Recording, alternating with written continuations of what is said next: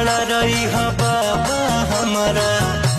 कवनो हालात पर रखी है भोलेनाथ अपन हाथ हमारा माथ पर रखी है भोलेनाथ अपन हाथ हमारा माथ पर। बोलो बोलो शंकर भगवान की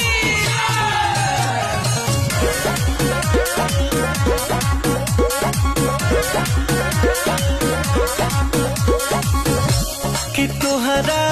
दर पे आ जाला केहू न करेला माना रे